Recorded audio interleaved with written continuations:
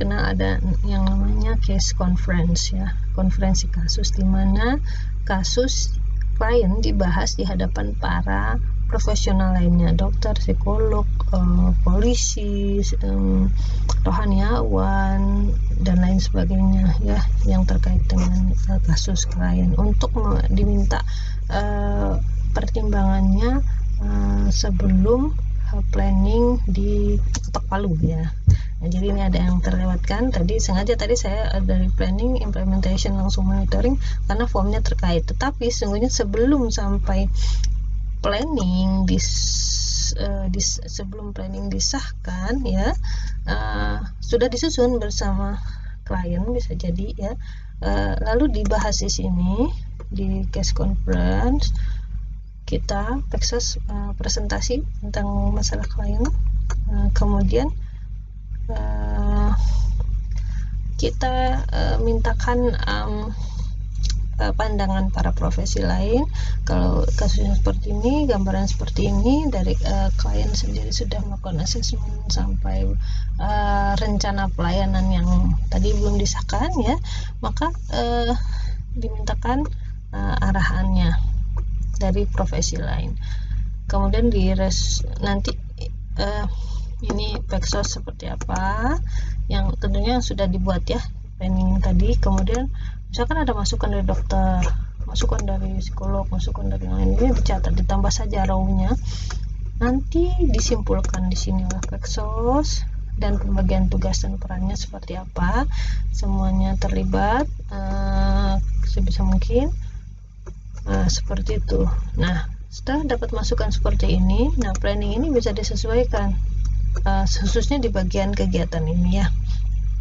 Nanti bisa dimasukkan, kalau masukan dari Pak Polisi seperti apa, dari dokter seperti apa, nanti masuk di yang mana pasnya. Nah, nanti implementasinya tentu saja dilakukan. Nanti kegiatan layanan ini bisa 5W1H tetap ya, 5W1H maksudnya itu kapan, tanggalnya udah di sini ya.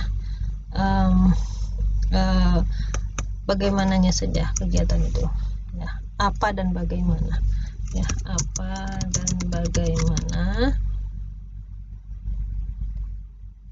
bagaimana dan siapa yang terlibat ya, apa kegiatannya,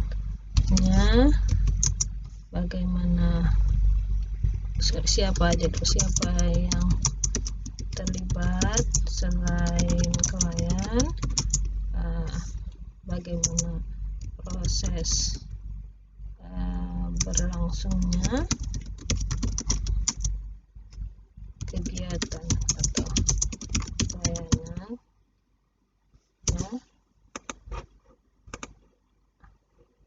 Nah, ini hasilnya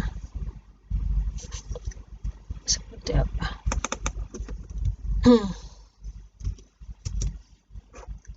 Nah, di sini siapa yang terlibat itu tadi, apakah profesi-profesi tertentu tadi yang diundang di case conference terlibat ya, disebut di sini ya. Oke, ini ya case conference. Formnya ringkas, singkat, tapi sebenarnya ini bisa jadi seru ya pembahasannya, dan ini kalau di praktikum menjadi nilai UTS biasanya. Karena di tengah, setelah itu kan pelayanan ya. Kalau udah di akhir udah telat, soalnya ini terkait dengan pelayanan yang akan dilakukan ya. Kalau di akhir biasanya presentasi akhir, itu presentasi hasil layanan. Oke, itu yang form-form yang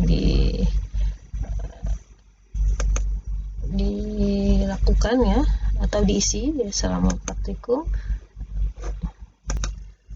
Nah, yang terakhir adalah form terminasi pelayanan kliennya. Tadi saya skip ini yang 19, form menilai presentasi kasus, karena itu penilaian ya, form penilaian praktikum.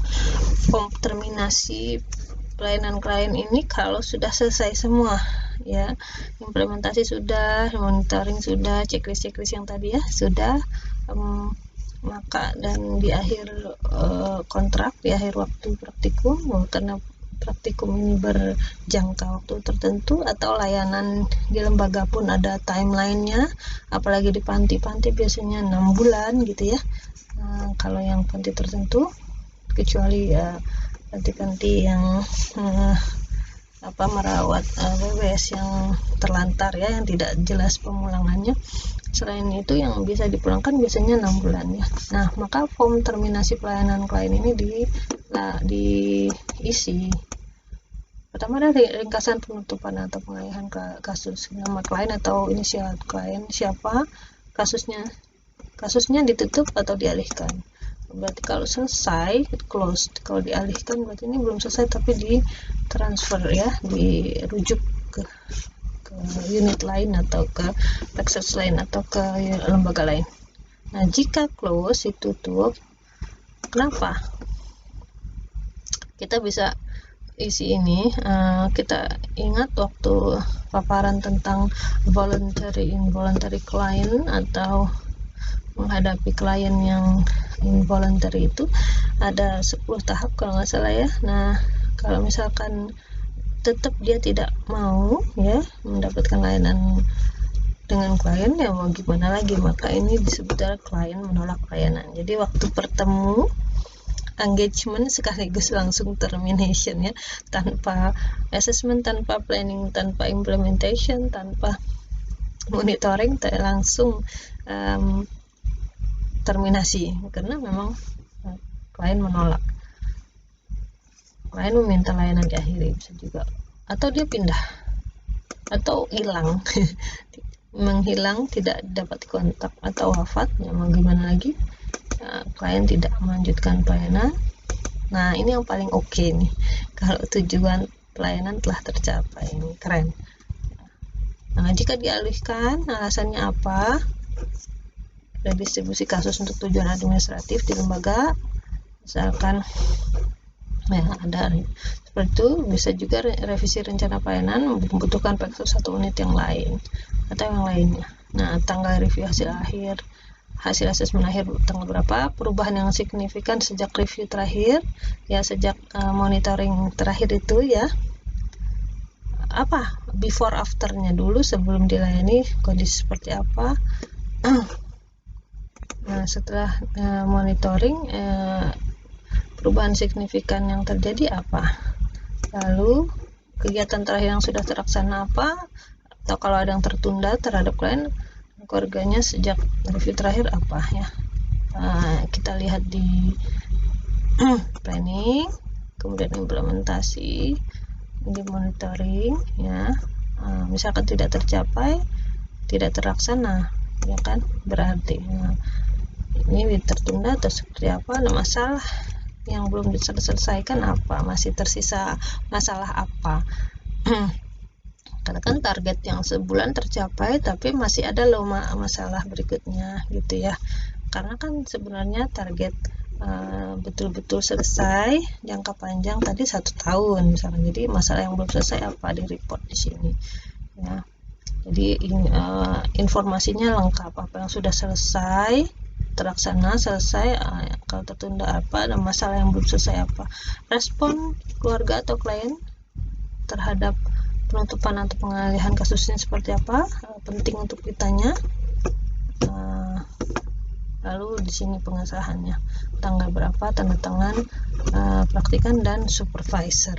Nah, seperti itu form terminasi. Tentunya ini bukan satu-satunya form terminasi yang dimiliki, tapi ini saya adopsi dari buku, bukan buku Generalist Practice tapi buku yang lain ya.